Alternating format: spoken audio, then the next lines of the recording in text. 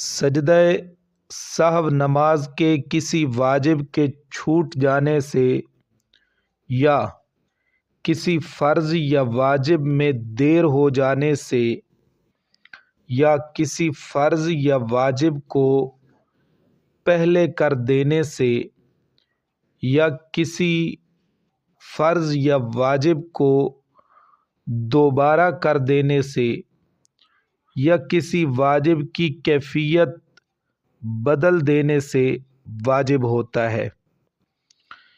یہ باتیں جو میں نے بیان کی ہیں یہ بھول کر کرنے سے سجدہ سہو واجب ہوتا ہے۔